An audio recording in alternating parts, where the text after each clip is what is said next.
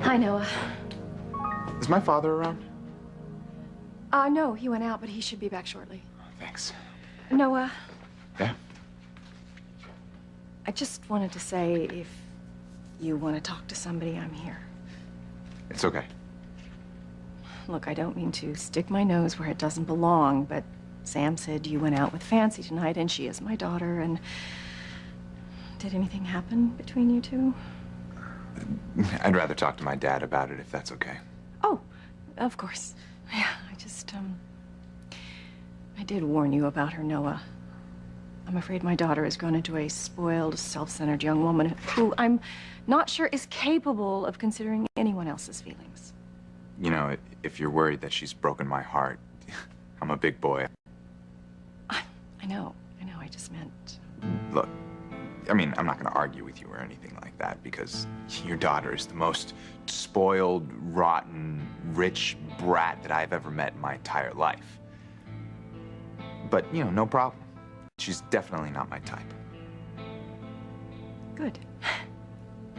Better you find that out now rather than after you're involved. You're right. Before she wound up playing me for a fool. Noah, I'm so sorry about Fancy. Hey, like I said, I'm fine, all right? My heart is okay. It's my ego that's a little bruised. I always thought of myself as a better judge of character. What do you mean? Well, you know, spoiled as your daughter seems on the surface, I always thought there was another Fancy underneath. You know, more real, more down to earth. You know, I feel like a jerk for being so gullible. Well, Noah, you know, it's not entirely Fancy's fault. My daughter was born, as they say, with a silver spoon in her mouth, placed there by her grandfather. From the minute she was born, he spoiled her, he doted on her, he treated her like she was a princess. Yeah, I figured she wouldn't be interested in anything I could offer her. I'm afraid I didn't make the situation any better. I saw what was happening, but I was so involved with Ethan that my other children suffered because of that. You mean the children you had with Julian? Yeah. I had to learn some very, very hard lessons on the way. Maybe Fancy will, too. Look, I wouldn't count on it, all right? Well, I am sure that that's what people said about me as well. I mean, I was born in a wealthy family. Maybe that's why I didn't stand up to Julian. Refused to marry him all those years ago. I just was used to having everything I wanted. Homes and cars and jewelry. Everything that doesn't mean a thing in the long run. So is this the lecture on how money can't buy me love? It's not a lecture. It's just sharing experiences. You know, the happiest I've ever been has been with your father. You mean when you were both young? Then and recently, too. When your mother left and your father let me move in, I was so happy. You know, just learning how to do laundry and cooking for the two of us, even though I was really never any good at it at all. But I really enjoyed it, and I think he did, too.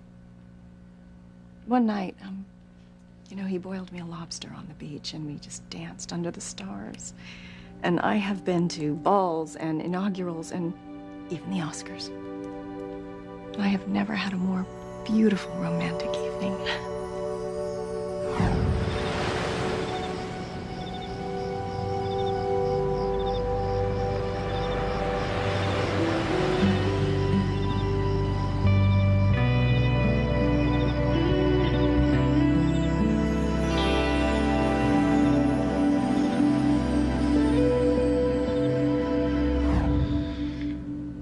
Well, it sounds nice, but I have the feeling that your daughter doesn't have the ability to appreciate the simpler things in life like you do.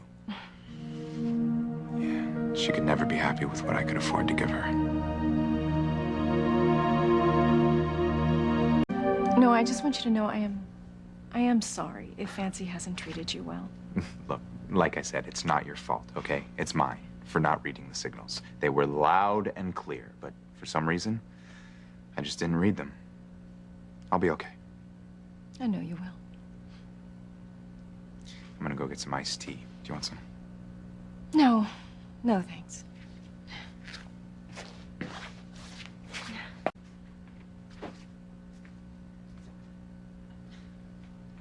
No, my mother's got some crazy idea in her head that you and I had a fight or something. It's all right, Ivy. I'll talk to her. Alone.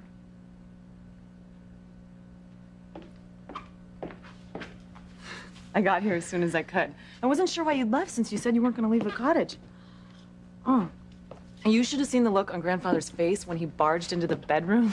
He was positive he was going to catch my mystery date hiding under the bed or somewhere. I was kind of surprised you weren't there myself. What happened? I left. I know that, but why? Not that it didn't make things easier with Grandfather. I'm not sure he believed my beau was long gone, but he would have had both our heads if he knew that it was you I was out with tonight. So thanks for making my life easier. Doesn't everyone? Always? You still haven't told me why you took off. Do you really want to know? Of course I do. All right. Then I'll tell you. But you're not gonna like it.